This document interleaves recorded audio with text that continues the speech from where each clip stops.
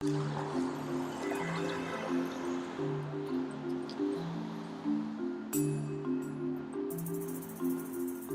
that there is no San Francisco City Council, right?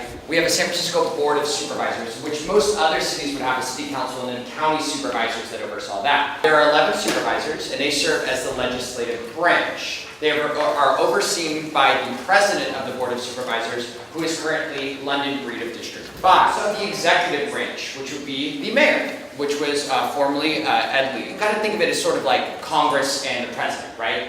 Your president of the Board of Supervisors is a lot like the Speaker of the House, and the mayor is a lot like the president in this case. So the mayor has veto power a lot like the president as well. So the mayor can veto anything that the Board of Supervisors passes unless the Board of Supervisors has an 8 out of 11 supermajority vote. The mayor also has a lot of other powers because they can set budgets and they can appoint seats to boards, commissions, departments, and all vacancies on elected seats. If a progressive left that seat and a moderate mayor decided to appoint someone, they could help stack their moderate idealism onto the Board of Supervisors. We tried to get that fixed last year. It didn't work out. The ballot measure failed. But looking forward, we want to try to make that process more democratic. Well, with Ed Lee's passing, we saw a major change to the political landscape of San Francisco. That meant that the current president of the Board of Supervisors, who's London Breed, who we consider a very moderate supervisor, then became acting mayor. Supervisor, president of the Board of Supervisors, and mayor at once. This means that she could vote no on legislation, that legislation get passed, and then she could veto that legislation. That also means if a supervisor left the board, she would be able to appoint a supervisor and then vote them in. The reason we have 3 branches of government, legislative, executive, and judicial branches, is so they can have checks and balances.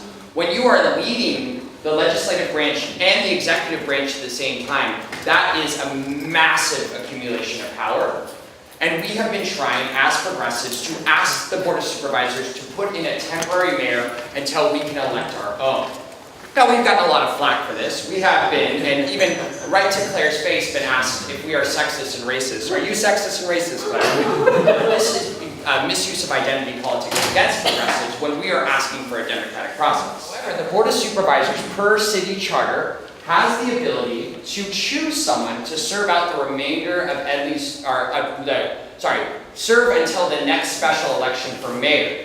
There's acting mayor, which is the president of the Board of Supervisors, who's acting mayor at that time, and there's interim mayor, which is the mayor that is voted into that position by the Board of Supervisors. And many of us personally do not want to see anyone that's running for the mayorship be voted in as an interim mayor because they would have the power of incumbency. Incumbents have a vast unfair advantage. And you saw that with Mayor Ed Lee, who was voted in as an interim mayor, was supposed to be a caretaker mayor, but ended up running anyways and won that seat. Or Dianne Feinstein, who was voted in as interim mayor. She had lost the mayorship on a citywide election twice before that, but then was voted into that seat after that with the power of incumbency. One of them is Jane Kim, Supervisor Jane Kim, who ran for state senate in 2016, endorsed by Bernie Sanders, who brought us the Free City College Initiative. So anyone go to City College right now? For free? For free 99? Yeah, Jane Kim brought that ballot measure out and helped fight for that, which is pretty cool.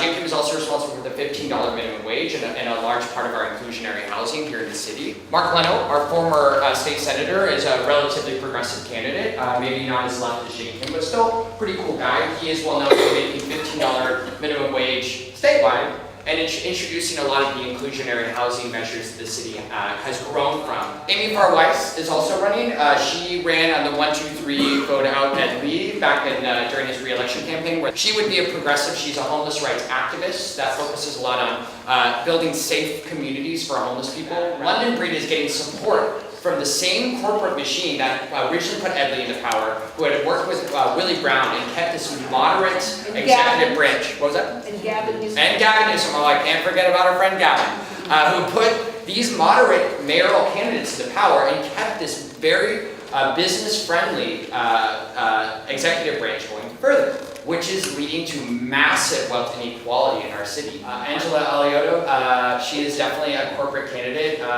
She started off her campaign by suing Mark Leno and by saying you can't use the money he was raising for his 2019 mayoral race. in this 2018 one, so expect a lot of drama from her. A big one is D8, which Jeff Sheehy was an appointed supervisor by Ed Lee to the Board of Supervisors for D8. That includes the Castro, Noe Valley. Jeff Sheehy has bus stop ads that say, come meet your new supervisor, Jeff Sheehy. They're not campaign ads, right? All they're saying is come talk to your new supervisor. So they don't say vote for him, they just say talk to him. But it's interesting that he didn't have those ads when he actually went in as supervisor. He has those ads right before, when it's election season. Tony Kelly has been a neighborhood advocate for the past 15 years. He helped save some of the schools there when they were threatened to close and build new schools. Did a lot for open spaces, park spaces. He actually created the first green benefit district, I think in California. Been working with the Coalition on Homelessness. He actually has authored a ballot measure that's they're collecting signatures for. The other candidates are Shimon Walton, who is currently, or was, the president of the school board. He is very friendly with Lenore Corporation that owns a lot of the land in San Francisco and in Bayview Hunters Point area. In Ellington, he was the PR person for the Warriors, who are wanting to build a new stadium in District 10. So we've got two candidates who are very much have special interest ties to developers. D6 is exciting. Yes, we have some D6 in. D6 would be considered Tenderloin, Soma, Treasure Island, Mission Bay. It's probably the area where the most changes happen in San Francisco, and it's the largest population in San Francisco. Two people that are running are Matt Haney, who served on the school board, who's a massive statewide activist. The other person is one of my favorite people in the whole city. Her name is Sonia Traus. And then is also one of the co-founders of the San Francisco YIMBY Party. Yes, in my backyard, they're a pro-development, pro-market rate housing organization that says they're pro-tenant. However, they never showed up to the Costa-Hawkins repeal. I'm just going to say that. D4, Katie Tang is currently sitting there. She was an appointed supervisor. She is very pro-corporate. She actually did, how do we fix affordable housing, panel with Airbnb. That was on her panel. She was appointed. D4 has not had an opportunity to have an open election in a really long time.